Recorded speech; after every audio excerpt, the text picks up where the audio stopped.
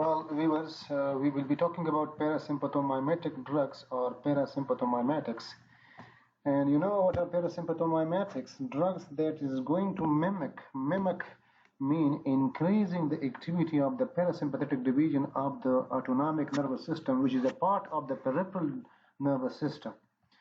So these are your objectives, and especially we will describe the cholinergic transmission and correlate it with site of action of drugs, and then we will focus on cholinergic receptors correlated with different classes of drugs, and describe the pharmacology of parasympathomimetic drugs, and of course their mode of action, mechanism of action or mode of action. But keep in mind, this is objective number 4 is more related to the cholinergic receptors and secondary messenger system that you must know from your physiology lecture, which tells you that how and through which mechanism the particular receptors, whether that is muscarinic or nicotinic, are stimulated and how it produces the response.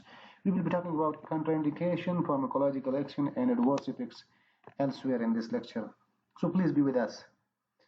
You know, this is a division of the autonomic nervous system, explaining this is the cranium this is the cranial sacral division, this is the cranial sacral division, you see, and you can see here this is acetylcholine is here in the nicotinic receptor, the nicotinic receptors are here also, and in case of the adrenal gland, you see, still the acetylcholine is the neurotransmitter and the receptor is nicotinic. So this is parasympathetic nervous system, and remember this is sympathetic nervous system, and this is evident here. In case of sweat gland, here is acetylcholine post-ganglionic, this is post-ganglionic nerve fiber, but in case of parasympathetic, here is the receptor is muscarinic. Muscarine is an alkaloid obtained from Amanita muscaria. Amanita muscaria, one of the poisonous mushroom. Amanita muscaria, and this is a poisonous mushroom which produce salivation and produce the stimulation of the parasympathetic division, and a lot of people were hospitalized in emergency room with the poisoning of this mushroom. So now you have two options, dear students. You can mimic mean increase. You can mimic it from here and you can mimic it from here. You can stimulate the parasympathetic division from this ganglia, or add the postganglionic effector organ mean muscarinic receptors.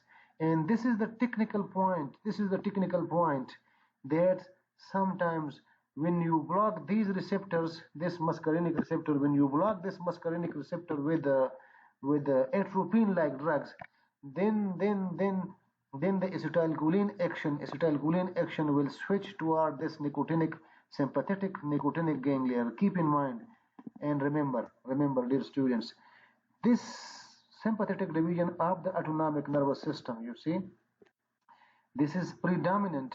This part of this nervous system is predominant with cardiovascular, especially the sympathetic is predominant with cardiovascular, and the parasympathetic is predominant with the GIT through the 10th cranial nerve, that is vagal nerve.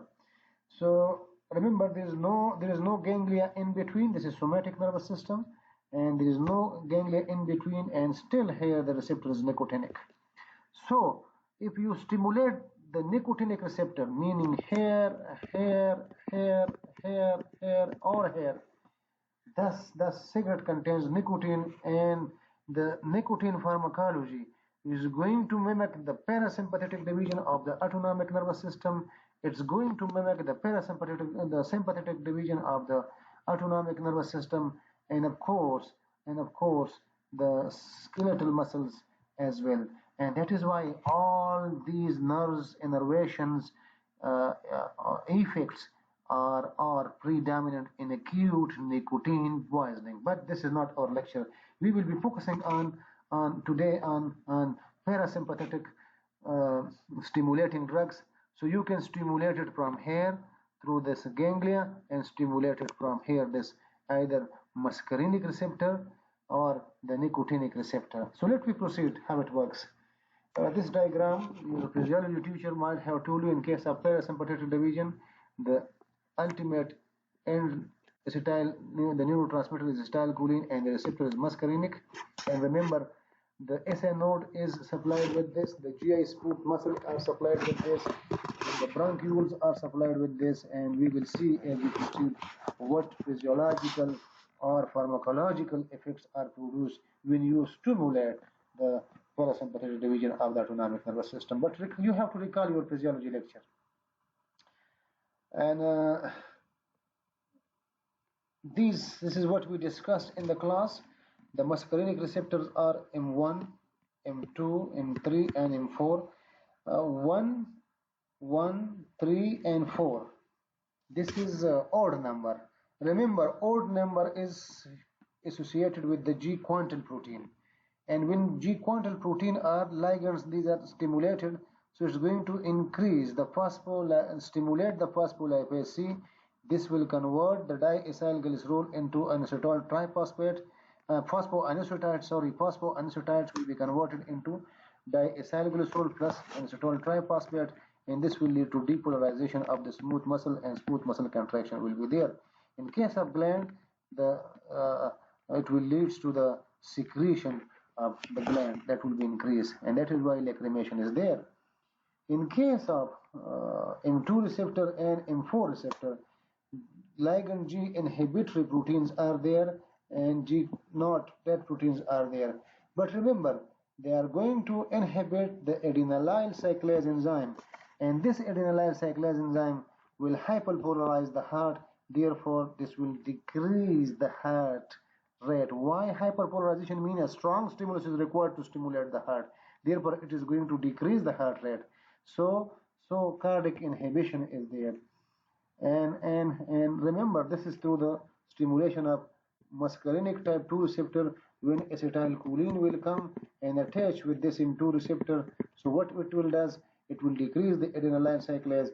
It will destimulate or decrease, inhibit the adenylyl cyclase, and thus it will decrease the cardiac conduction rate and slow down the heart rate as well, and therefore, and this decrease in heart rate will produce bradycardia, and this is very important, especially in the blood pressure regulation. So now the classification of parasympathomimetic drugs.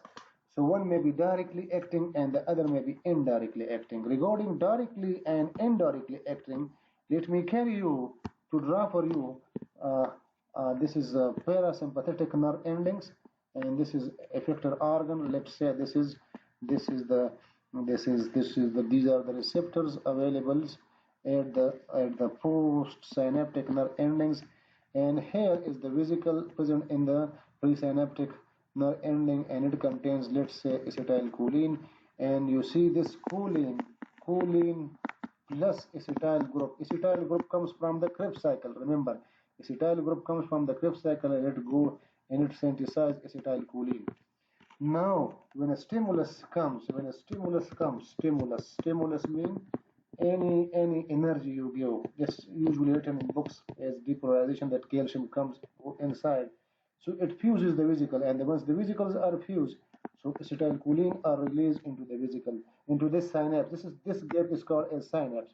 Now this acetylcholine, if I draw it as a triangle, this is like a triangle. You see, these are pre-acetylcholine, and these are acetylcholine in the vesicle. And when the vesicle fuses, this acetylcholine come. Now this acetylcholine will come and will attach with the muscarinic receptor. For example, M2 receptors are there, or with the nicotinic receptors. It can be nicotinic receptors as well. So let me take as muscarinic M2 receptors.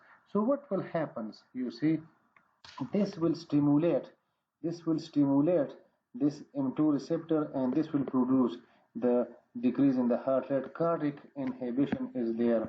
Cardiac inhibition, and how it produces cardiac inhibition, as we discussed, this is that it is going to have a negative effect on the adenylyl cyclase enzyme. And what it will do, this will decrease the heart rate, and this is what You understand? Now keep in mind, these are enzyme available inside this synapse, and that is called as esterase. Esterase, because these are all esters. Choline, acetylcholine is an ester. Esterase enzyme convert this acetylcholine into choline plus acetyl group. And remember, acetyl group comes from carboxylic acid Krebs cycles, so it is present elsewhere. This choline is uptaken again into this nerve ending. Keep in mind this point. Now, if we block this enzyme, it means the acetylcholine level here will be increased. This is the synapse, and in the synapse, acetylcholine level will be increased. So this acetylcholine now is going to attach with more receptors. You see, whether nicotinic or muscarinic, and thus the rate of forward reaction will be increased. So it will produce this parasympathomimetic like effect, and it depends on the organ, which organ is being stimulated. In case of eye, it will produce its own effect. In case of heart, it will decrease its heart rate. In case of glands, it will increase the glandular secretion, and so on. So this is now from this, the drugs, there are two classes of drug. One is directly acting sympathomimetic, and this is choline esters. Acetylcholine is an ester, and other drugs that come and directly attach with these receptors.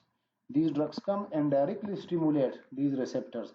And the second class is once you inhibit this esterase enzyme, so the acetylcholine level is increased in the junction, and then this acetylcholine is now attaching with the rate of forward reaction.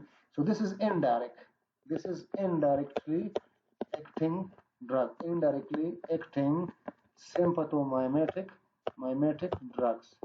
So now you understand, you got your second objective. This is the site of action of sympathomimetic drugs, that one may be directly and the other may be indirectly.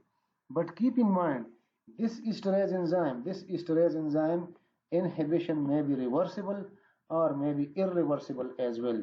This is a technical point to remember. I write it for you here: reversible,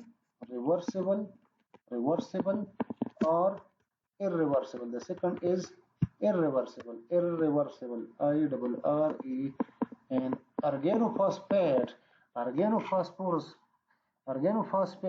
will irreversibly inhibit this enzyme esterase. So this is reversible inhibition and irreversible inhibition. You see, these are the technical points. So this classification will be evident in the next. So now you meet your second objective as well. Now we move on to the pharmacological action, but now you know choline ester are acetylcholine, methacholine, bethanechol, carbachol, and cevimeline. But keep in mind, dear students, some are alkaloids. Alkaloids are basic nitrogenous compounds obtained from medicinal plants like Pilocarpus jaborandi or Pilocarpine. From Pilocarpus jaborandi medicinal plant, Pilocarpine is obtained. Muscarine is obtained from poisonous mushroom. Nicotine is obtained from medicinal plant, this Nicotiana tabacum, and labruline bud, that is obtained from one of the medicinal plants. So this directly acting, meaning stimulating the receptors directly, or classified in based on their chemical structure, whether they are choline esters or alkaloids. Keep in mind this point. We will tell you about the pharmacological action of acetylcholine, which is a prototype drug. Prototype mean in representing the whole class. So it represents the methacholine, bethanechol, carbachol, and it represents the pilocarpine, all these. So we will be teaching you acetylcholine, and you have been taught by your physiology tutor about the physiological action of acetylcholine. But if you give acetylcholine from the outside, then its action will be called as pharmacological action, and the other is indirectly acting, that we described in the previous slide.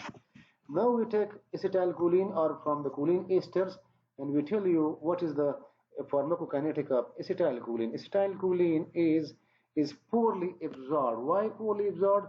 Because it is an ester and it is less water soluble, and it cannot cross the blood-brain barrier very easily. So therefore, its central nervous system effect were not very prominent. And the same when you apply it to eye drops, so it is too polar, and once it is too polar, mean ionized, it cannot reach the even blood-brain barrier, as I told you, and at the same time it cannot go. So, and it is usually destroyed by the pseudocholine esterase enzyme in tears. So very fast it is metabolized in 5 to 10 seconds.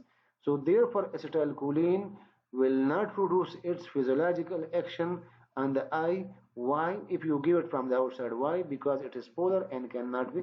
But however, for understanding, we teach you that it is going to have a physiological effect. It will be clear once we proceed.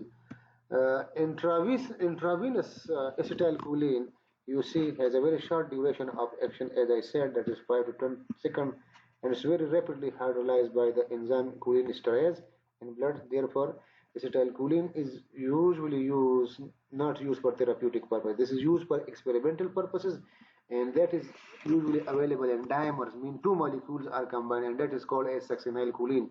We will be teaching you that later on. So acetylcholine is distribution. As I said, it cannot reach the central nervous system because it is much more polar, cannot cross the blood-brain barrier. The mechanism of action is that it's going to stimulate the muscarinic receptor M1, M2, M3, M4, M5, and the nicotinic receptor, whether neuronal nicotinic receptor or nicotinic receptor present at the level of skeletal muscle, mean NM, neuronal nicotinic receptors, neuronal muscarinic nicotinic receptor, a nicotinic receptor present at the level of skeletal muscle, and this RC stands for the receptors. Therefore, this terminology will be used onward. M stands for muscarinic, M3 mean muscarinic type T receptors.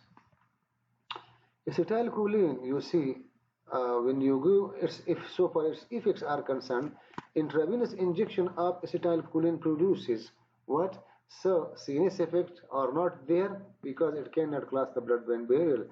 But subconjunctival injection will produce meiosis. Why?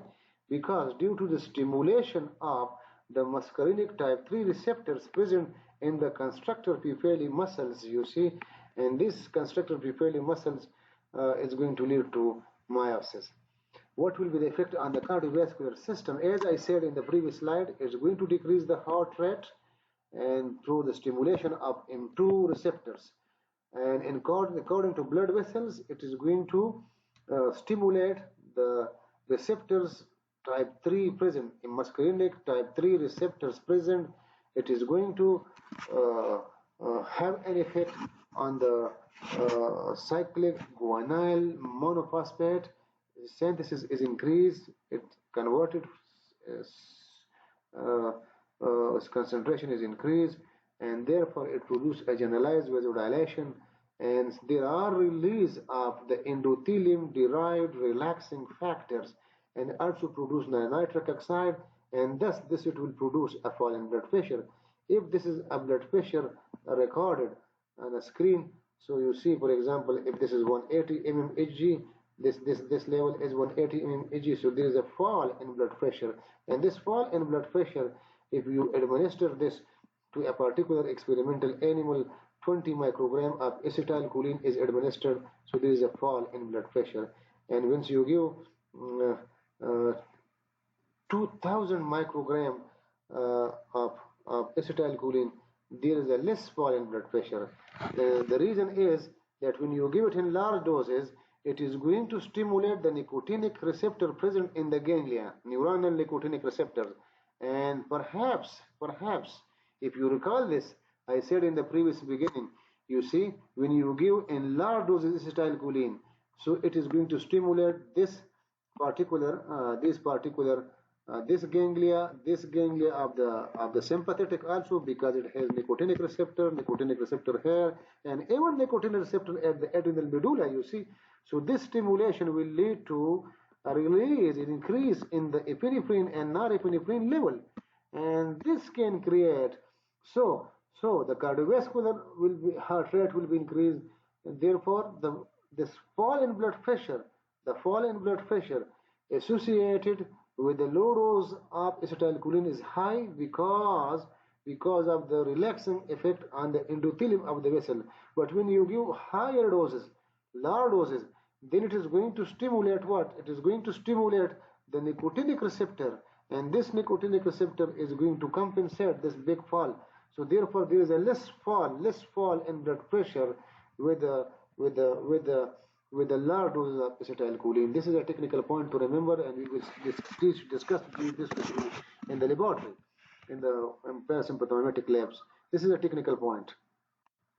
Now these are the type of receptor, the secondary messenger system, which quantal proteins are there, and which is the secondary messenger system, what happens to the calcium level, and what is the function. M1 receptor stimulates, that is going to secrete the salivary secretion. M2 is going to decrease the heart rate. Increased stimulation through the quantal protein will lead to constriction of the vessels and bronchioles and even detrusal muscles, so that will lead to micturition. And M4 is going to have an inhibitory effect, and this is going to affect the physiological response, and same is the case for M5 are present in the central nervous system. This is what we have discussed. Now, acetylcholine mediated vasodilation. You see how it happens. So as I said, blood vessels have muscarinic type 3 receptor. It increasing the cyclic guanyl monophosphate. This GTP guanyl triphosphate is converted through the guanyl cyclase into cyclic guanyl monophosphate, and it is going to dephosphorylate the already phosphorylated protein that has produces constriction. So this is going to relax. How? It dephosphorylates, means removing the phosphate from the muscle already phosphorylated by the autonomic nervous system stimulation through the sympathetic division. But here the parasympathetic, when stimulated, it is going to dephosphorylate the skeleton, this particular muscles, and is going to produce a vasodilation. And then you see, when you give acetylcholine, is given after atropine. Atropine is a drug that is going to block the muscarinic receptor. Atropine is a muscarinic receptor blocker. We will teach you that in parasympathetic. But without atropine, you see there is a fall in blood pressure. But when you give 20,000 micrograms, there is a less fall in blood pressure because it stimulates the nicotinic receptor, as we discussed in the previous slide. But when you give atropine is a blocker of muscarinic receptors. So what will happen? Rather than to decrease the blood pressure, there is increase in blood pressure when you give acetylcholine. Why? Because the muscarinic receptor here are blocked, and all the effect, the muscarinic receptor here are blocked with atropine.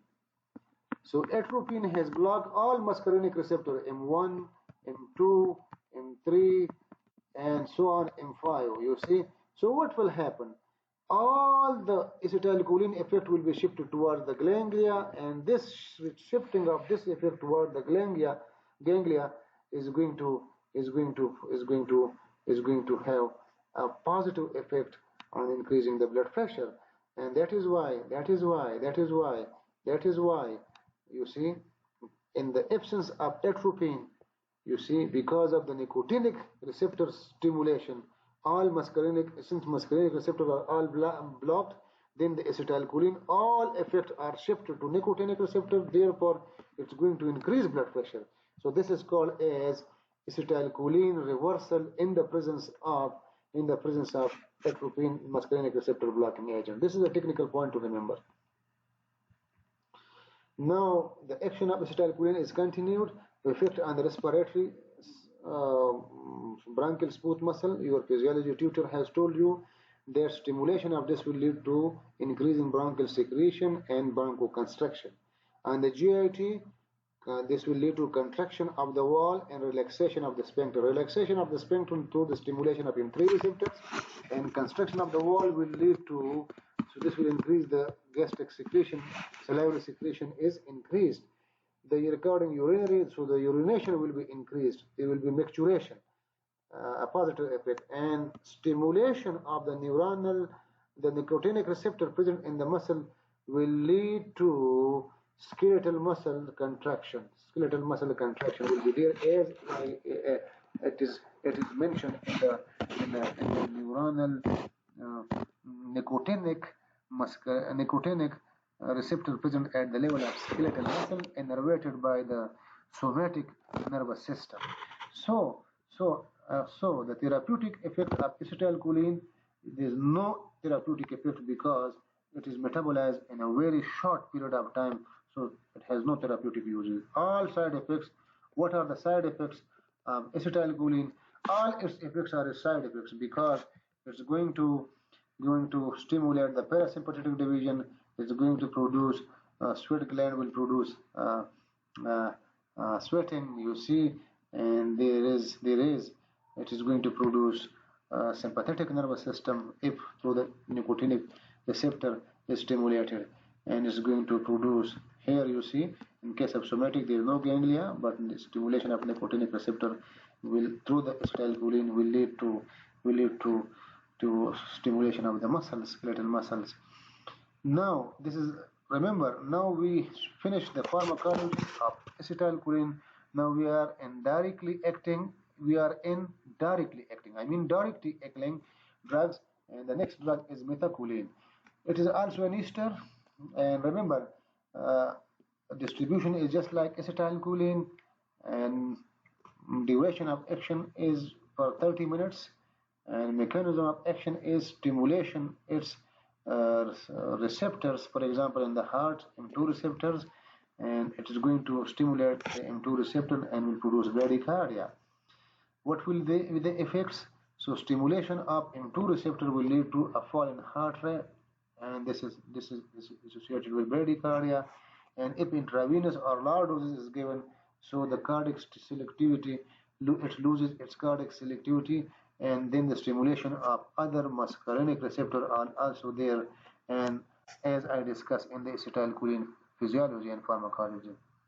Regarding the uses, it is used in the treatment of paroxysmal atrial tachycardia and stimulation of this, because this stimulation of M2 receptor in the atrioventricular node. So it's going to decrease the atrioventricular conduction, and increasing the atrioventricular conduction will lead to a fall in the heart rate.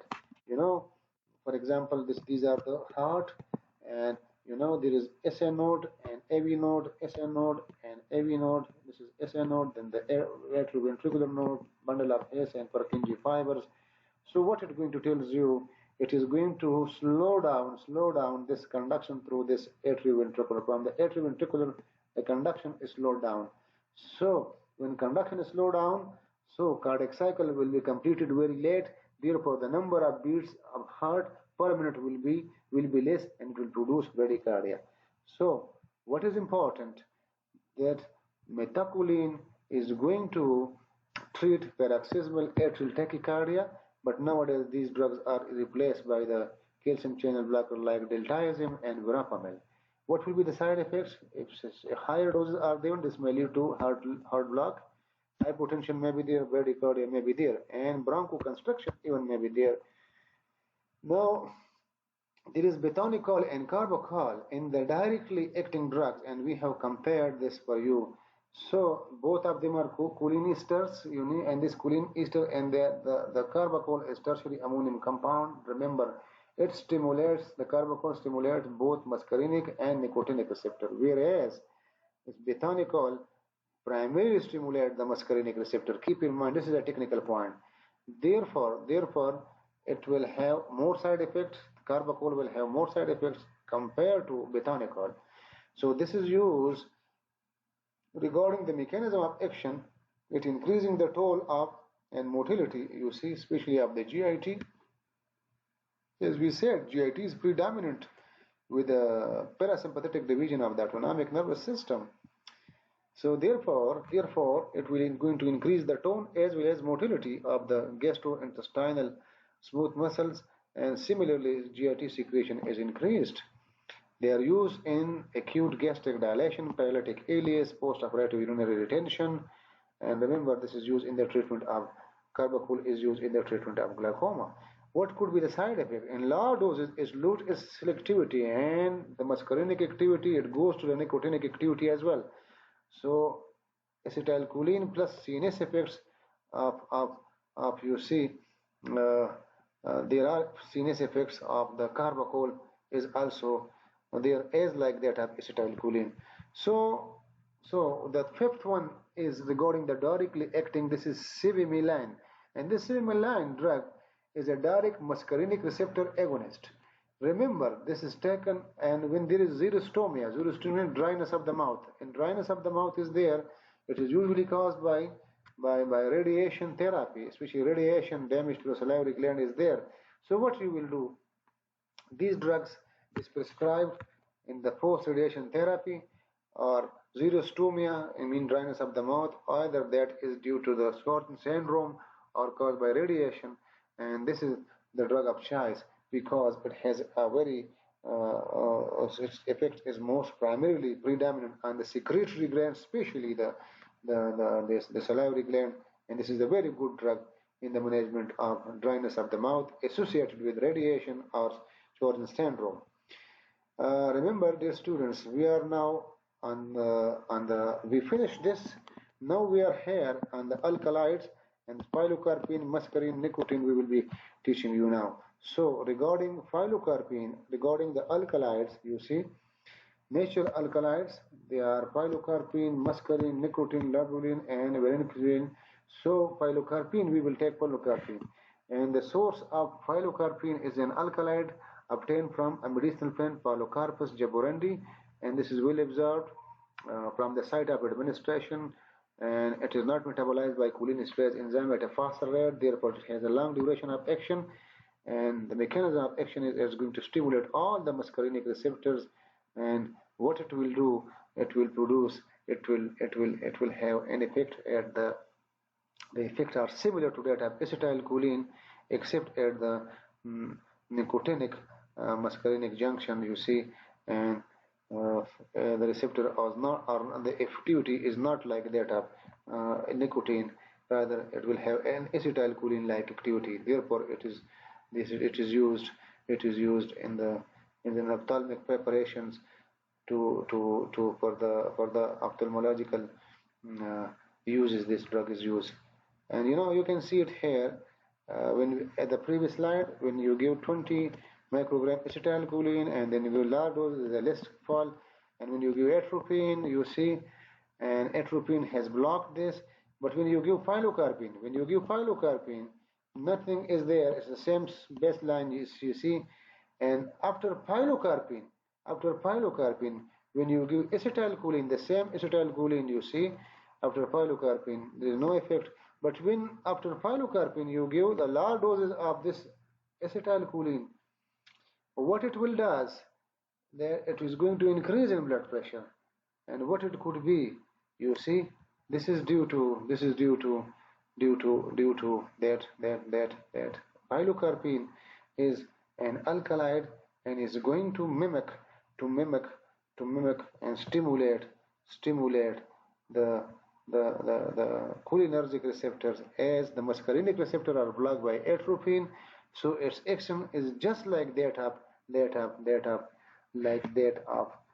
acetylcholine, as we observed in the previous.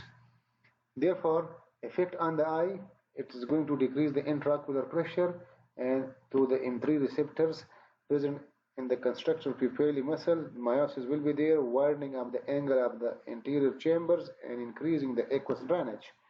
Then the ciliary muscles, you see, stimulation, so it's going to the ciliary muscles is being dilated, and the canal of Schnell, you see, it's going to dilate the canal of Schlemm's, and it will help in the drainage of the what you can say, the aqueous humor, and this aqueous humor will help to decrease pressure inside the eye chamber, and therefore they are going to treat the glaucoma as well, so intraocular pressure is decreased. To counteract the mydriatic effect of atropine, is going to produce the meiosis as well. Regarding mouth, it is used in the treatment of the dryness of the mouth, as we said, like Cevimeline, and you see it is then used in the treatment of xerostomia, and by the stimulation of M3 receptor, and this drug is very good, it's going to increase the salivation. Same is true for penicillin, but this drug is very specific for the cessation of smoking. Why? Because it has less effect than nicotine, but this has helped in the cessation of, of. The other is indirectly acting. Remember now acetylcholine esterase enzyme inhibitors. We are now here. We are now here indirectly acting drug where it's going to inhibit the acetylcholine esterase enzyme. What it will does? Thus the level of acetylcholine in the myoneural junction or the synapse will be increased, and the drugs are physostigmine and neostigmine. Remember, physostigmine is natural and neostigmine is synthetic. Since it is synthetic, it is more polar, it is a quaternary compound, cannot cross the blood-brain barrier, therefore neostigmine will have no CNS effects, and physostigmine can cross blood-brain barrier, therefore physostigmine will have a CNS central nervous system effect. So, so this is regarding the classification. Remember, we were here, we are now in the indirect classification. Now we move on to the mechanism of action of physostigmine and neostigmine. It competes with acetylcholine for the choline esterase enzyme, but the attraction between it and choline esterase, you see, enzyme is 10 times than the attraction between choline esterase and acetylcholine. Therefore, the acetylcholine binding to this choline esterase enzyme, it is lead to the inhibition of enzyme and prevent the destruction of acetylcholine, and it will lead to increasing the concentration of acetylcholine in the junction, and this acetylcholine level is high, and it will attach with the postsynaptic receptors, and the response will be high. So this is the mechanism of action. We have discussed that in the previous slides. So therefore, physostigmine is going to neostigmine can directly stimulate the nicotinic, the myoneural junctions, whereas physostigmine cannot. This is a technical point. Now, regarding the effects, pharmacological effects, physostigmine is going to produce a muscarinic effect, and this muscarinic effect, what it will be acetylcholine-like effect, and then it has a nicotinic effect as well.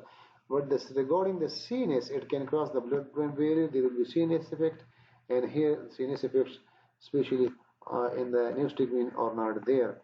It will be restlessness, insomnia, nightmare, twitching, and tremors and convulsion in case of physostigmine. But remember, the effect will be like that of acetylcholine, as it is going to mimic the acetylcholine pharmacophysiology and pharmacology.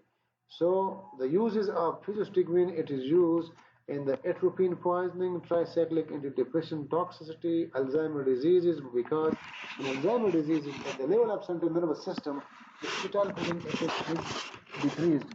And since it is going to cross the CNS, it can cross the blood-brain barriers. You see, cross the blood-brain barriers, so it reaches the central nervous system and stimulates the activity at the level of central nervous system. So this also counteracts the mydriatic effect of the eye and the psychoplegic effect of atropine produced by atropine. And neostigmine is helped used in the diagnosis of myasthenia gravis. Why? Myasthenia gravis is a condition in case where the muscle are weak because of any condition. The cause may be due to autoimmune disease, the cause may be due to decreasing the number of cholinergic receptors, or the cause may be due to the decrease in the neurotransmitter acetylcholine, whatever the case is, and that will be called as myasthenia gravis. And when you give these drugs, that will increase the activity of acetylcholine, and parasympathomimetic effect is there, therefore they are used in the treatment, diagnosis, and the treatment of myasthenia gravis. And it is also an antidote to the tuberculin. We will teach you that in the next coming few slides. And it is also used in the post-operative urinary retention. So when you advise this drug, it is going to relax the sphincters and contract the bladder detrusor muscle. So therefore, it's going to treat the urinary retention, and it will produce micturition. Same is true for paralytic ileus. It's going to help the paralytic ileus and thus these drugs are used. What will be the side effects? All the muscarinic effects and all the nicotinic effects, that will be the side effects. Means stimulation of nicotinic receptor is there. So what will be this? And if the stimulation of muscarinic receptor are there, that will also be a side effect. So CNS effects are also there, and some local effects are there. But in case of neostigmine, there is no CNS effect. Uh, if physostigmine's toxicity is there, so you have to go to maintain the airway breathing. You have, and then secretion will be increased. So you have to take a suction of this secretion, and inhalation of oxygen should be there. Artificial atropine. You will advise atropine 1 milligram intravenous every 5 minutes till the secretion or decrease or the secretion or stop. This is called as atropination. This is what we do in organophosphorus poisoning, a case as well that will be covered in the previous coming slides. And diazepam is advised because diazepam has a central nervous system sedatory effect to treat the convulsion associated with this stimulation of the muscles because of through the stimulation of nicotinic receptor present in the skeletal muscle. What are the substitutes of neostigmine? These are the substitutes of benzpyrenium is the substitute of neostigmine. It's more selective to the gastrointestinal GI tract than neostigmine, and therefore its side effects are more or less than the neostigmine. It is pyridostigmine and embinonium, you see, and they are more selective than neostigmine, as I said in the previous paragraph, and on the neuronal and myneural junctions, you see. So they have a longer duration of action as well, and they are used in the treatment of myasthenia gravis, where there is less number of acetylcholine or muscarinic receptors are being destroyed due to any cause.